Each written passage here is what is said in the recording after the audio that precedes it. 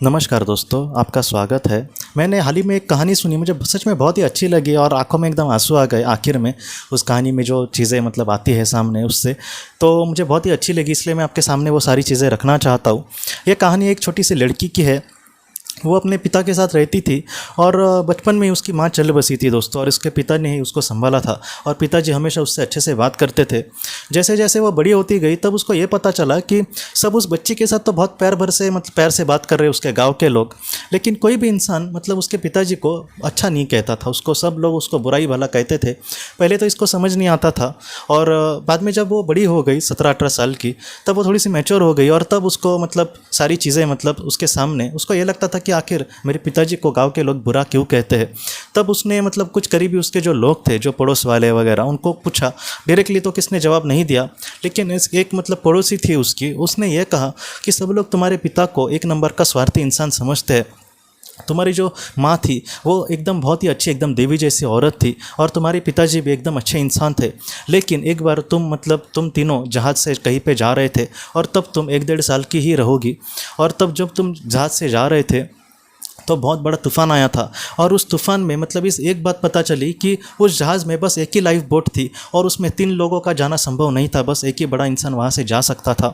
इसलिए मतलब तो तुम्हारी मतलब माता पिता के बीच में कुछ बात चली, और उसके बाद तुम्हारे जो पिता है वो तुम्हें लेकर उस नाव से चले गए। उनको ये पता चलना होना चाहिए था कि जो बच्चे को शुरुआत में सबसे ज़्यादा अगर किसी की ज़रूरत होती है तो वो उसकी माँ की होती है, लेकिन उन्होंने बस ऐसे समय में अपने बारे में सोचा और तुम्हारे बारे में कुछ भी नहीं सोचा। तुम्हें माँ का प्यार मिले, तुम्हारी माँ की ज़िंदगी ख़त्म हो जाए, इन सारी चीज़ों के बारे में उन्होंने नहीं सोचा। उन्होंने यही सोचा कि मैं बच जाता हूँ, और आखिर में बस वो तुम्हें लेकर किसी तरीके से गांव में चले आए।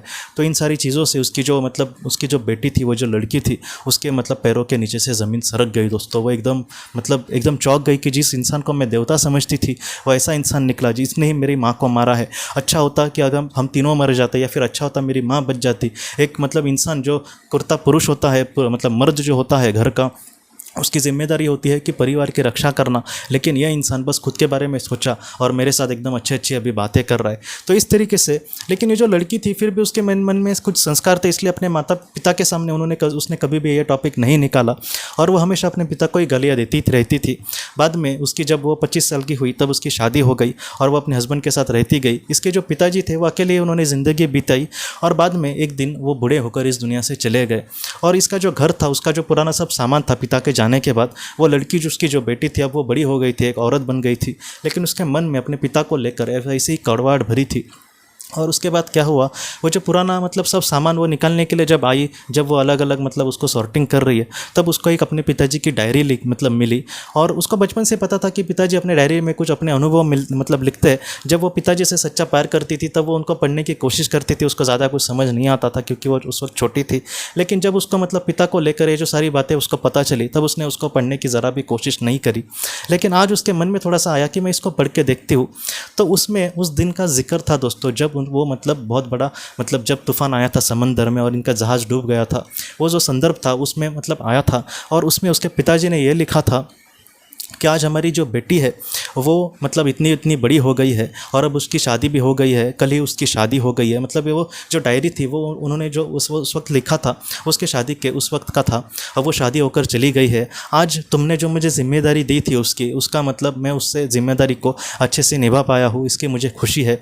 उस दिन क्या हुआ था तुम्हें भी पता है।